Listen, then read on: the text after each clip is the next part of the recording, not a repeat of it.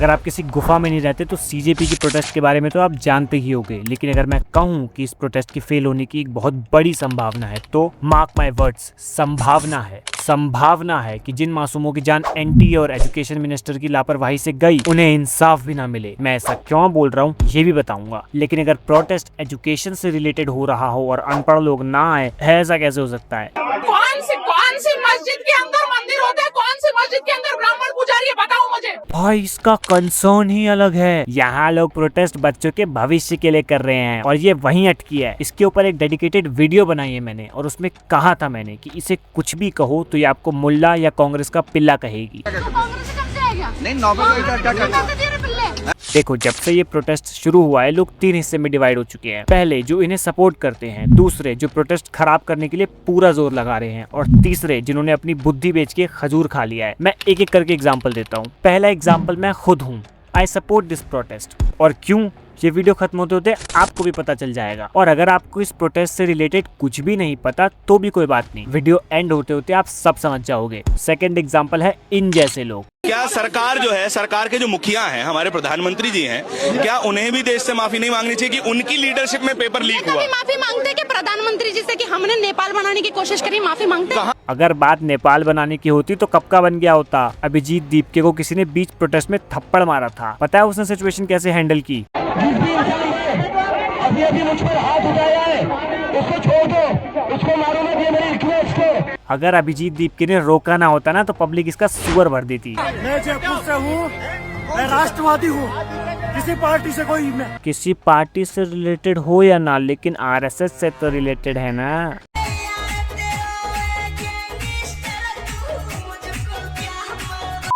और जब कुछ काम नहीं आया तो अभिजीत दीपके को ही डिफेम करने लग गए। कोई पुरानी रोडीज की क्लिप उठा के कह दिया कि ये अभिजीत दीपके है। वो तो बाद में रघु सर ने खुद ही क्लैरिफाई कर दिया, फेक, मैं उससे कभी मिला ही नहीं।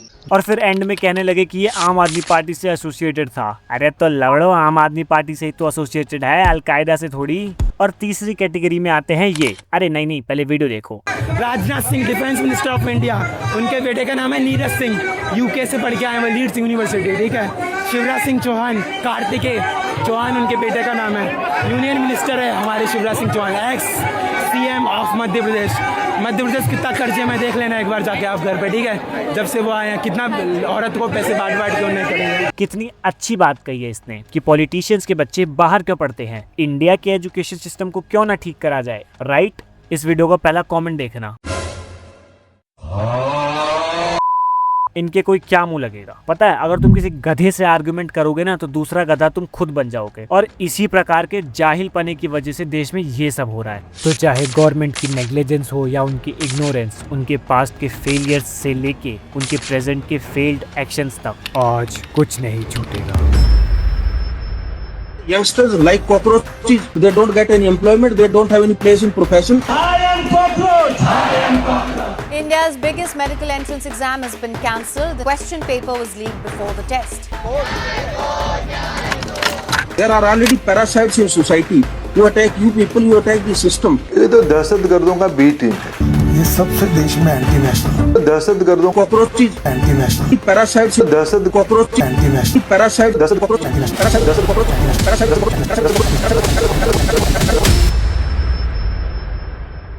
पर जो लोग सच में गुफा में रहते हैं उन्हें बता दूं कि सीजेपी एक सटायरिकल पार्टी है, ना कि कोई रियल पॉलिटिकल पार्टी। इसे अभिजीत दीपके ने मई 2026 में लॉन्च किया था चीफ जस्टिस ऑफ इंडिया के एक स्टेटमेंट के बाद, जिसमें उन्होंने इंडियन अनएम्प्लॉयड यूथ को कॉकरोच कहा था।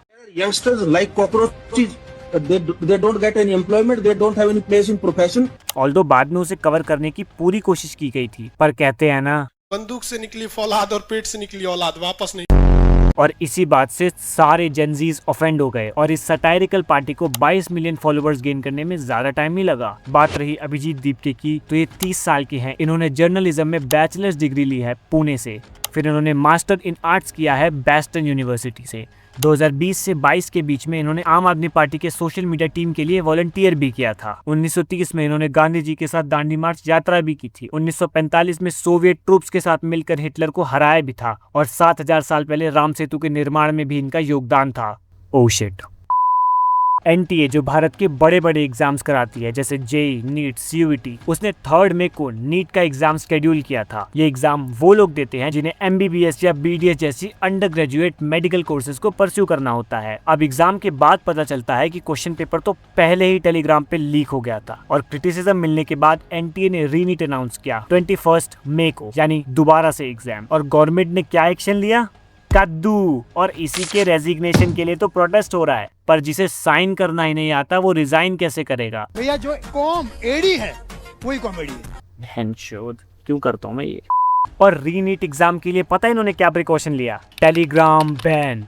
अरे प्रधान जी, डायपर पहनने से डायरिया थोड़ी रुक जाता है। अब तो टेलीग्राम का सीईओ भी इन्हें बेइज्जत कर रहा है। ये अपने फॉल्टी सिस्टम को ठीक करने के अलावा दुनिया भर का सारा चोट भांगड़ा करेंगे। जब फाइनली रीनीट हुआ तो इनके वेबसाइट में इतने ग्लिचेस थे कि एक नागपुर के बच्चे का सेंटर अबू धाबी पड़ गया। अब आखिरी समय में वो पासपोर्ट कहाँ से लाए? याद है मैंने वीडियो की स्टार्टिंग में कहा था कि ये प्रोटेस्ट फेल भी हो सकता है। पता है क्यों?